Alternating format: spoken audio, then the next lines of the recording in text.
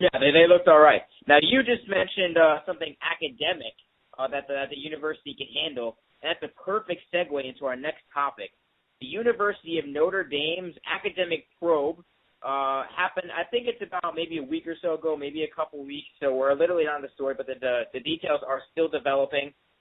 5 Fighting Irish football players have been dismissed from the football program in regards to academic fraud, and it's an investigation currently going on with the school. Head coach Brian Kelly does not have any part in this investigation as part of like finding out the players and stuff like that. He's just dealing with the consequences. But 5 Fighting Irish football players suspended, and there may be more to come. Mike, what's your reaction to this? It's sad. I guess we should preface this saying that the 2 people who are doing the podcast cannot stand Notre Dame. So, so I guess if you're looking for sympathy about Notre Dame, you might not get it on the Strictly Business podcast. But, it's sad. I will say that, first of all, Everett Golston, the now quarterback of Notre Dame, he missed all last season after being caught cheating on a test last year. So this isn't the first time that Notre Dame's kind of been hit with this type of scandal. It was announced, like you said, it was announced on Thursday that I think backup safety, I think Hardy is the guy's last name. Yep, exactly. Will be the fifth guy to. I don't think they're just dismissed from the team. I just think they're held out of practice. They're going to held out of practice and competition as I guess they inquire about the school's academic scandal. So they're not really dismissed from the team. I think they're held out of practice because they really didn't get hit with any wrongdoing yet. But I will say that as much as I hate Notre Dame, at least they're showing that they value academics over athletics. Exactly. And what I'm saying is that how many schools, we don't know how many schools try to hide stuff like this, especially in these big-time football programs where football is everything. In some places, like Texas, the college football team is more important than the professional football team. So you really don't know how much sketchy stuff is going on in the athletic department. So at least Notre Dame is showing that, look, even our prominent football program isn't above what we're trying to do for the University of Notre Dame. So I actually give them credit for kind of coming down on the players. Yeah, I think it's great that the president of Notre Dame, John Jenkins, stated that he was initially notified of the situation at the end of the past summer session. It was referred to the compliance office on July 29th, and the investigation went on from there. So, it's interesting to me because the president says the range of punishments for this type of violation can be an F on the assignment, an F on the course, or dismissal from the school. Now, the question to me is how many people are involved in this academic fraud? How many people are having papers written for them and stuff like that? Because I think the higher the number, the less likely it's going to be dismissal from the school. There's already 5 football players from a pretty prominent football program. I don't think dismissal from the school is going to happen. So I'm curious to see what the punishment is going to be. What do you think it should be? Well, they're clearly not going to play football again. I think that's going to be that's probably going to be one of their things, at least 2. Maybe they get suspended from the team to get their grades up, or try to make up the credits. That I don't know if they're going to take the credits away from the classes that they had these papers in, or the classes that they cheated on. Mm-hmm. So it really could be a lot of things. We know the NCAA is kind of it's kind of a shot out of the dark about what they're going to do because they take it each problem at a time. So it's really they're really not consistent with their punishment. It really could be anything. But what I'm trying to figure out is Brian Kelly going to maintain his job as the head coach of the team? That's a very good point. Yeah, that's a very good point because it's the second time, as you mentioned, that this has happened. And Notre Dame, I think, is expected not to compete for the college playoff this year by any means. They have a fairly tough schedule, and many people are only seeing 8 to 9 wins for them this year, which is not going to be nearly enough. The big thing for me is I don't think this is happening just at Notre Dame or throughout the country. I think it's happening at other places, whether the other places know it or not.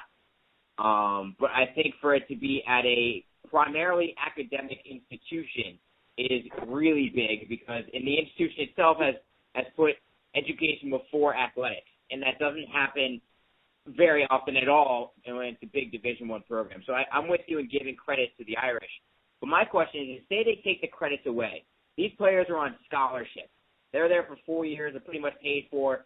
Are they going to make them pay for the semester of the credits that they missed? Like, I'm curious to see the consequences of that, if that's going to happen.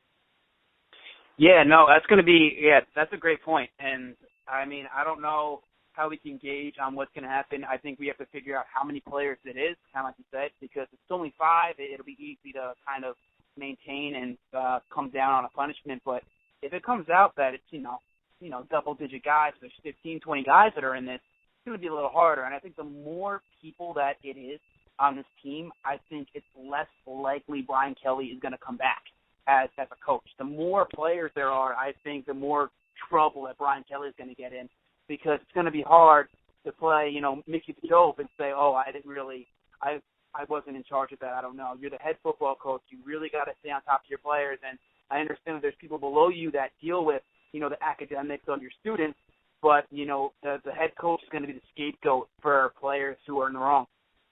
I think I heard Colin Cowherd talking about this on ESPN Radio, and he made the point that a football coach is different from, say, a volleyball or basketball coach, because on that roster you have maybe 15 players, but on a football roster you have over 50, and it's hard to keep track of over 50 players and their academic stuff like that. Where on a volleyball team or softball, it's easier to keep a hands-on approach. So Cowherd kind of defended Kelly a little bit in that aspect, saying, listen, you can't hold Brian Kelly accountable.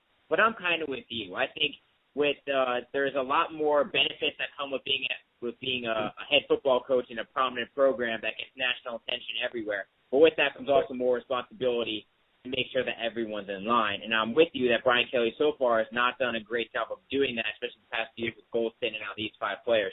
So I'm curious to see, and I'm curious to see how well they perform this year, because I also think that'll have a big dictation as to whether or not Kelly plays. Because I think if it's an 8-win season, I think Kelly might be on the hot seat just for the way Notre Dame played, regardless of this academic probation.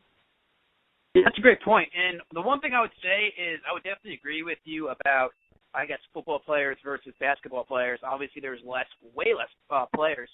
But the one thing I would say is if you are the coach of Notre Dame, where academics are really valued more than a state school, I think that's where Brian Kelly is going to get wrapped up, because he might get away with this at a bigger football program. Football where football is way more, valued than academics, like a Texas or Alabama, really anywhere else.